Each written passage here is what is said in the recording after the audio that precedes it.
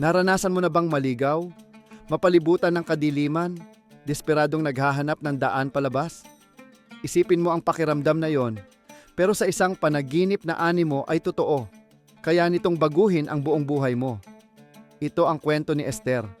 Lumaki si Esther sa isang debotong pamilyang Muslim sa Pakistan. Itinuro sa kanya na ang mga Kristiyano ay mga infidel at ang pagsunod kay Jesus ay hindi pwedeng gawin. Nakaayos na ang kanyang landas, o iyon ang akala niya. Pero isang araw, habang nananalangin, nagbago ang lahat.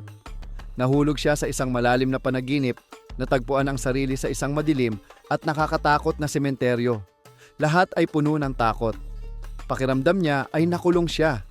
Walang tatakasan. Pagkatapos, lumitaw ang liwanag.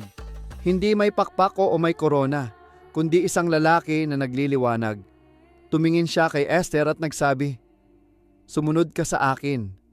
Nagulat at naguluhan siya. Tumutol si Esther. Iniisip niyang ito'y ilusyon, isang laro ng kanyang isipan. Pagkagising, nanginginig siya. Kinabukasan, ang una niyang ginawa ay sirain ang anumang aklat o recording na Kristiyano na meron siya para itaboy palayo ang panaginip.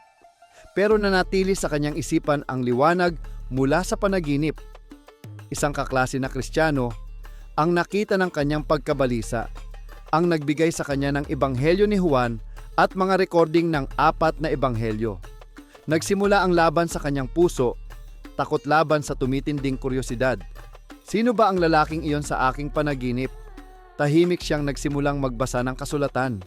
Nagtanong, naghanap. Natuklasan niya ang mga salitang tumagos hanggang kaibuturan ng kanyang kaluluwa. Na si Jesus ang daan, ang katotohanan, at ang buhay. Isang mensahe ng pag-asa na hindi pa niya naririnig kailanman. Hindi na siya makakabalik. Hindi na niya kayang baliwalain ang katotohanang natagpuan niya. Sa tapang ng puso, ipinasya niyang sumunod kay Jesus. Ang desisyong iyon ay may mabigat na kapalit. Hinarap niya ang mga banta, pagtakwil ng pamilya, at matinding pressure ng lipunan. Nawala sa kanya ang halos lahat. Ngunit, sa gitna ng pagkawala, may nakamit siyang higit pa. Isang malalim na kapayapaan at kagalakang tumalo sa lahat ng takot. Natagpuan niya ang kanyang tunay na layunin.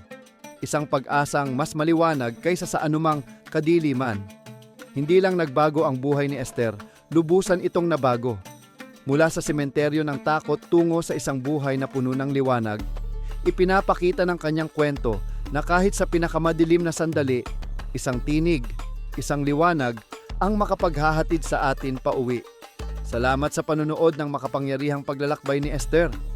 Kung naantig ka sa kanyang kwento, paki-like ang video na ito at mag-subscribe sa aming channel para sa mas marami pang kahangahangang kwento ng pananampalataya at pagbabago.